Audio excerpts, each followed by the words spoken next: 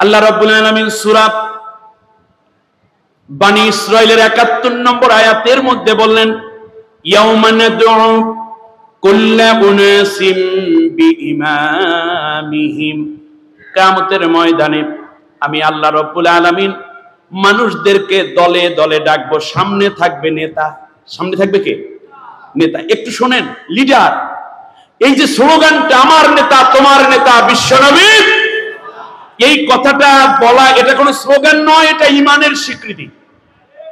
আল্লাহ রাব্বুল আলামিন বলেন, নেতা সামনে সামনে যাবে, পেছনে অনুসারীরা যাবে। কালমার সামনে যাবে, তার অনুসারীরা পেছনে যাবে।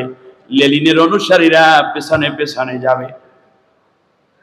লেনিন সামনে সামনে যাবে, এমডি করে মাও সেতুং, ডারউইন, ফ্রয়েড, হেগেল থেকে নিয়ে আমার দেশের যত নেতা নেত্রী আছে, যারা তাদেরকে সামনে রেখে স্লোগান দেয়, তারা সামনে যাবে, পেছনে পেছনে তার অনুসারীরা যাবে। আর যারা আমার আপনার নবীকে আদর্শ নেতা মেনে চলেছি, নবীজি সামনে সামনে যাবে, পেছনে পেছনে আমরা যাব। আল্লাহ রাব্বুল আলামিন পরিণতিটা বলে দিলেন। সূরার নাম সূরা হুদ, আয়াত নম্বর ৯৮। আল্লাহ রাব্বুল আলামিন বললেন, রেফারেন্স গুলো বাসায় গিয়ে দেখে নিন। ইয়াকদুমু কওমাহু ইয়াউমাল কিয়ামাতি ফাআওরাদাহুমুন নার ওয়া বিইসাল উবিরদুল মাওরুদ। শোনো, আমি তোমাদের আদর্শ বানিয়েছি, তোমাদের জন্য মুহাম্মদুর রাসূলুল্লাহকে বানিয়ে দিয়েছেন কে? মনোনয়ন দিয়েছেন কে? নবীগণকে নির্বাচিত না মনোনীত? মনোনীত। কার দ্বারা? জোরে বলেন, কার দ্বারা? জোরে বলতে হবে, কার দ্বারা মনোনীত? তাই নবীকে আমাদের জন্য নেতা মনোনয়ন দিয়েছেন কে? আর আমাদেরকে বলেন আতিউল্লাহ, এই নবীর আনুগত্য করো। কথা শেষ। আর কোন প্রশ্নই থাকা উচিত ছিল না, কারণ নবীর মতো এত ভালো নেতা বিশ্বে আর কেউ ছিল না, নাই, কিয়ামত পর্যন্ত হবে না। এখন আল্লাহ তাআলা বলছেন, শোনো, আমার নবীকে বাদ দিয়ে যারা কেউ নেতা হয়েছে আদর্শ অথবা অনুসরণ করেছো, ওই নেতা এবং কর্মী সবগুলাকে ফাওরদাহুমুন নার, আমি তাদেরকে জাহান্নামে ফেলে দেব। গল্প শেষ। কথাটা বুঝতে পেরেছেন? তাহলে আমরা রাসূল সাল্লাল্লাহু আলাইহি ওয়াসাল্লামকে নেতা মানি, বলি আল্লাহুম্মা সাল্লি আলা সাইয়্যিদিনা, আমাদের নেতা। সাইয়্যিদ অর্থ কি? নেতা। নেতা মানে, আর সাইয়্যিদিনা মানে আমাদের নেতা কে? মুহাম্মদ। নামাজের মধ্যে এই কথা বললেন, নামাজের বাইরে অন্য নেতাকে আপনি মানলেন। কবরের মধ্যে যখন রাখা হয় তখনও বলা হয় বিসমিল্লাহি আলা মিল্লাতে, আল্লাহর নামে নবীর দলে রেখে গেলাম। এই রাজধানীবাসী, কান খাড়া করে শুন, একটি আলোচনা আপনার জীবনকে যদি পরিবর্তন করতে পারে, আজকের এই মাহফিল সফল।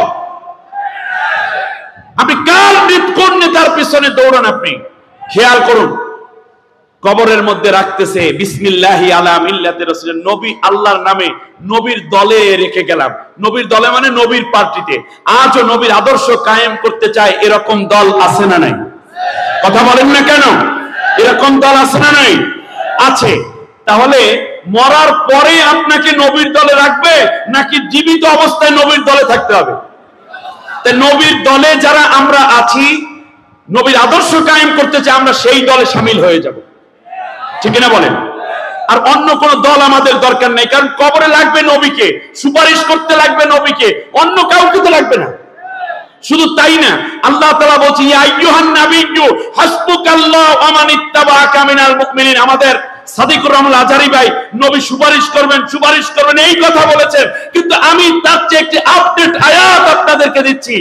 আল্লাহ রাব্বুল আলামিন বলেন, নবীগণ, পৃথিবীর জীবনে যারা তোমার অনুসারী হবে, যারা তোমার অনুসরণ করবে, শুধু দাড়িতে, শুধু টুপিতে, এগুলো হচ্ছে নবীর আদর্শ কায়েমের জন্য পূর্ব একটা বাহির দৃশ্য ধারণ করা, আর কিছু না। কিন্তু আল্লাহ তাআলা বলছেন যে তোমার আদর্শ সমাজে কায়েম করার জন্য নেতৃত্ব কেবল তোমারটাই যারা মেনে নিবে। নবী, একটা কথা শোনো, হাসবুকাল্লাহ, তোমার জন্য যেমন আমি আল্লাহ যথেষ্ট, আর তোমার অনুসরণ যারা করবে তাদের জন্য আমি আল্লাহ নিজেই জান্নাতের জামিনদার হয়ে গেলাম। সুবহানাল্লাহ বলবেন না? আমি 5 মিনিটে শেষ করছি। এখন নবীর আদর্শ কায়েম তো অনেক দলই করতে চায়, অনেকেই করতে চায়। আমি খুব ফ্রাঙ্কলি এবং খুব বড় মন নিয়ে আমি আপনাদেরকে দুইটি আয়াত এবং একটি হাদিস এই 5 মিনিটে দেখি শেষ করতে পারি কিনা।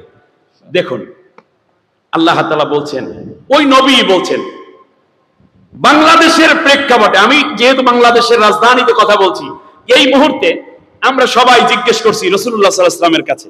মনে করেন আপনি জিজ্ঞেস করছেন, আমরা সবাই যে রাসূল সামনে যদি যে সংসদ গঠিত হবে, শুনতেছেন না মনে হয়? আমি কিন্তু খুব ফ্রাঙ্কলি বলছি কথাগুলো, যে নবী এই যে একটা পার্লামেন্ট গঠিত হবে, এই পার্লামেন্টে একটা দলকে আমাদের সমর্থন দেওয়া উচিত। রাসূল গো, আপনি আমাদেরকে পরামর্শ দেন, আমরা কোন দলটির দিকে গেলে আপনি খুশি হবেন? এই ক্ষেত্রে তো নবীর পরামর্শ নেওয়ার দরকার আছে না নাই? না, আপনারা মনে হয় বুঝেন নাই আমার কথা। এইবার আমরা নবীর কাছে, আমি বিশ্বাস করি অনেকগুলো মিডিয়া এটাকে কভারেজ দিবে, পত্রিকায় আসবে, আমার এই কথাগুলো ইথারে ইথারে ওলামায়ে কেরামদের কানে পৌঁছবে। আমরা জানতে চাচ্ছি, ইয়া রাসূলুল্লাহ, আমাদেরকে এমন একটি দলের কথা বলুন যেই দলটিকে আমাদের সমর্থন দেয় এই মুহূর্তে উচিত। আপনারা এবার আমার কথাটা নোট করতে পারেন। মুসলিম শরীফের এই হাদিসটি হচ্ছে আব্দুল্লাহ ইবনে ওমর রাদিয়াল্লাহু তাআলা আনহুমা থেকে বর্ণিত। রাসূল সাল্লাল্লাহু আলাইহি ওয়াসাল্লাম বলেন, ফাত্তাবিউ সিওয়াদাল আযম ফাইন্নাহু মান শাদ্দা শাজ্জা ফিন নার।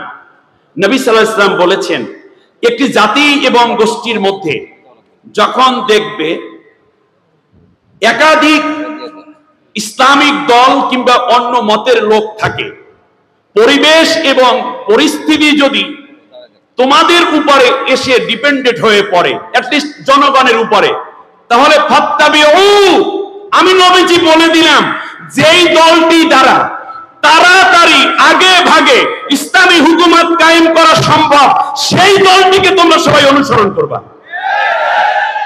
আপনি আজকে মেজারমেন্ট করবেন যে দলটি দ্বারা ব্যাংক প্রতিষ্ঠা সম্ভব, ব্যাংক প্রতিষ্ঠিত হয়েছে, হাসপাতাল হয়েছে, জনকল্যাণ অনেক সংস্থা হয়েছে, তারপর তাদের দলে ব্যারিস্টার আছে, উকিল আছে, এমপি আছে, মন্ত্রী আছে, মানে মন্ত্রী হওয়ার যোগ্যতা আছে, এমপি হওয়ার যোগ্যতা আছে, আন্তর্জাতিক ভাবে যারা ডিল করতে পারে এরকম জ্ঞানী ব্যক্তি যেই দলের মধ্যে আছে, এমনকি দেশের সর্বত্র পরিচালনা করার যোগ্যতা যেই দলের আছে, ওই দলটাকে তাড়াতাড়ি ক্ষমতায় আনো। কারণ আজকে যদি ইসলামী রাষ্ট্র কায়েম হয়, এই মুহূর্তে মাদক দ্রব্যের বারগুলো বন্ধ হয়ে যাবে। আজকে 1 লক্ষ মানুষ মদ পান থেকে বেঁচে থাকতে পারবে। বাংলাদেশে 1 লক্ষাধিক পোস্টকোয়ার্টার কর্মী আছে নারীরা, যেখানে খদ্দর রাজাতে গুনাহ করতো, সেই গুনাহটা আজকে বন্ধ হয়ে যাবে।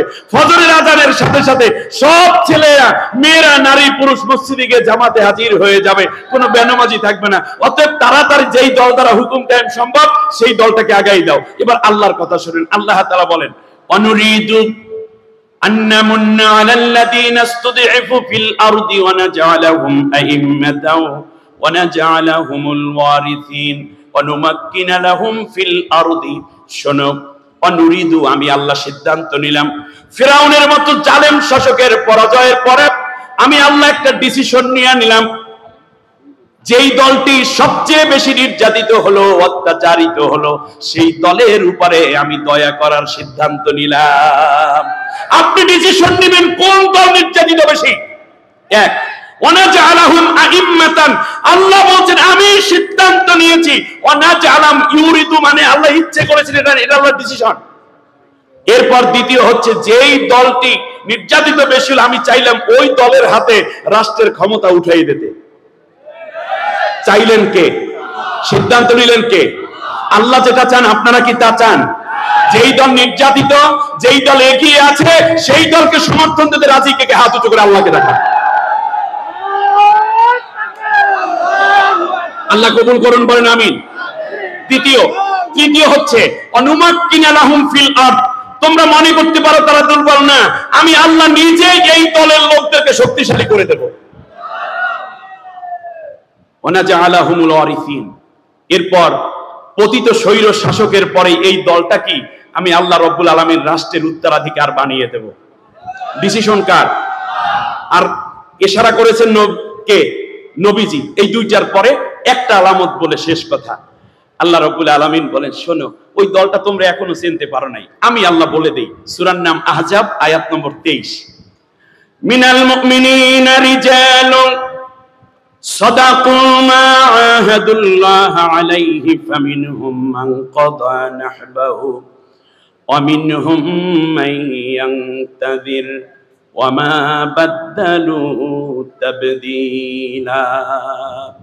আল্লাহ রাব্বুল আলামিন বলেন, সেই দলটার আরেকটা বৈশিষ্ট্য হলো এই যে তাদের নেতৃবৃন্দ, তাদের মধ্যে কর্মী বাহিনী, তাদের মধ্যে নেতা নেত্রী এমন রয়েছে যাদের একজনের পর একজনকে হত্যা করা হয়, একজনের পর একজনকে ফাঁসি দেয়া হয়, একজনের পর একজনকে নির্যাতন করা হয়, একজনকে ফাঁসি দেওয়ার একজনের রায় কার্যকর হওয়ার উপক্রম, এমনি করে করে একের পর এক তাদের উপরে নির্যাতন নিপীড়ন করা হয়, হত্যা করা হয়।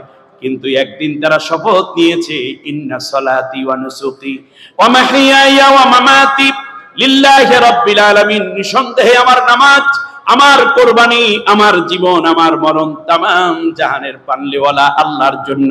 এই সিদ্ধান্ত নিয়ে তারা যে ময়দানে ঝাঁপিয়ে পড়েছিল, হত্যার পর হত্যা হয়, লাশের পর লাশ চলে যায়, ফাঁসির পর ফাঁসি হয়, আয়না ঘরে নেয়ার পর আরো বেশি আয়না ঘর তৈরি করে, কিন্তু তারা কোনোদিনও যেই শপথ নিয়েছিল সেই শপথ থেকে পরিবর্তন হয়ে যায় না। আল্লাহ রাব্বুল আলামিন এই কথাগুলো দ্বারা রাসূল সাল্লাল্লাহু আলাইহি ওয়াসাল্লামের কষ্টের জীবনের অনেকগুলো ইতিহাসকে এক জায়গায় করে বলেছেন, শোনো দুনিয়ার মানুষেরা, এই দলটি যদি ক্ষমতায় যায়, লাফাতাহনা আলাইহিম বারাকাতিম মিনাস সামাই ওয়াল আরদ, দুনিয়ার মধ্যে আমি আল্লাহর বিরুদ্ধে কোনো কাজ থাকবে না বলে উপরে তারা আমার কোরআনের শাসন কায়েম করবে, আর আমি আল্লাহ আসমানের যত বরকতের দরজা আছে আর জমিনের যত বরকতের দরজা, সব দরজা তাদের জন্য খুলে দেবে।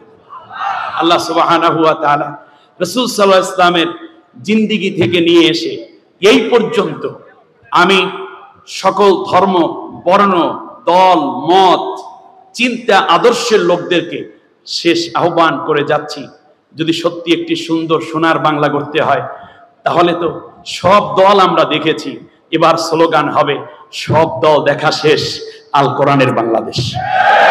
সবাই রাজি আছেন এই স্লোগানে? জোরে বলেন, সবাই রাজি আছেন? তাহলে আমার সাথে বলেন, আমার এটা শেষ কথার একেবারেই পরিশেষ, সব দল দেখা শেষ, আল কোরআনের আলো। এবার সংসদে জ্বালান, বলেন আল কোরআনের আলো। কার আদর্শে চলবে দেশটা? আমার নেতা, তোমার নেতা। সুবহানাক আল্লাহুম্মা বিহামদিকা আশহাদু আল্লা ইলাহা ইল্লা আনতা আস্তাগফিরুকা ওয়া আতুবু ইলাইক। আসসালামু আলাইকুম ওয়া রাহমাতুল্লাহি ওয়া বারাকাতুহু।